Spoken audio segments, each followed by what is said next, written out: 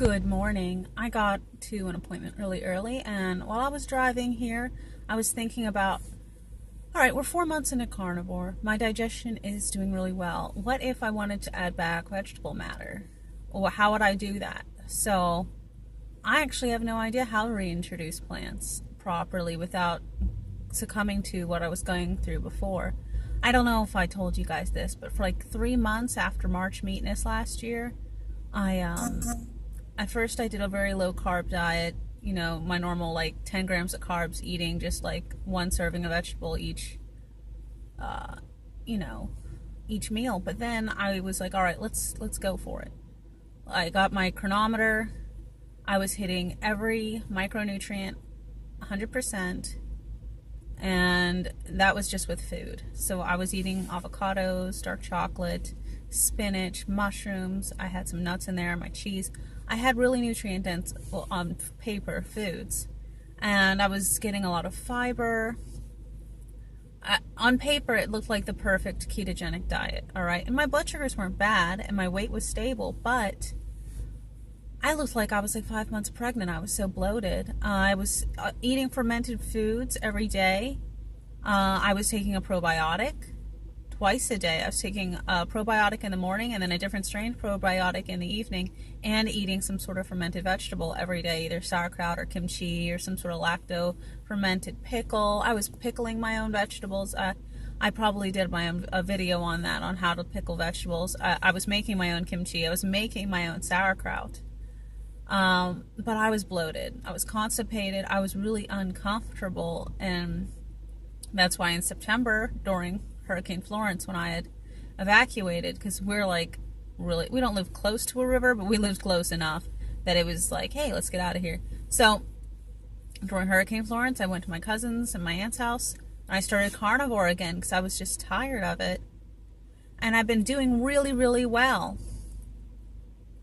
So I figure this is what I would do. This is what's in my head. I would start off strict carnivore still, but I would add 1 tablespoon of fermented sauerkraut a day. Then just keep it at like that for like an entire month. Then, because that would have a little bit of carbohydrate, it would have fiber, but not a lot, and then it would help maybe reseed your gut with a proper flora for carbohydrate, or like a little bit of carbohydrates, but I'm not sure.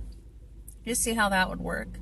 I wouldn't do kefir because kefir has a lot of probiotics, and I think that would be too much for somebody's system. This is just me spitballing, mind you. I'm not a digestion expert at all. I just am doing what works for me. And then I might try an ounce of diced mushrooms with like sauteed in butter, because mushrooms are really, really, they're not even part of the plant kingdom. They're a fungi. They're a low residue. And then after like a month or maybe 2 weeks, maybe add in 1 ounce of like baby spinach.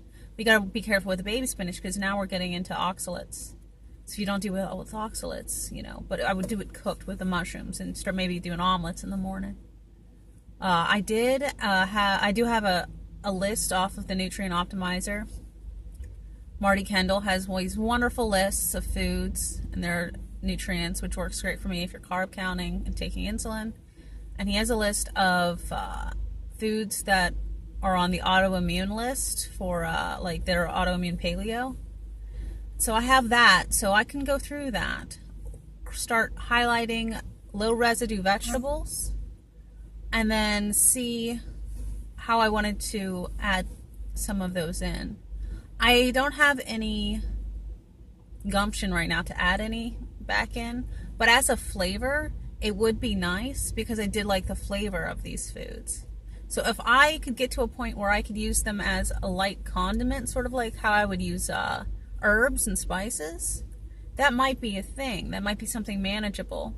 I do know that I cannot go back to how I felt when I was on the high vegetable diet, even though it was very low carb. So I don't know. What would you do? Do you have any information for me that would involve reintegration of small amounts of vegetables? I know for a fact that if you don't eat a lot of carbs, you start losing some of those enzymes. And as somebody who has type 1 diabetes, I believe that pancreatically, we are insufficient when it comes to digestive enzymes. So would you start supplementing enzymes when you begin this? Would you not start off with a probiotic kimchi, mild kimchi, or eating I don't know, a fermented pickle a day, something really light but low residue? Pickle might be good. Cucumbers can be low residue, I think, without the skin. Just spitballing, just thinking. I had a little bit of a drive. Just musings. So, yeah, what would you do? Talk to you later.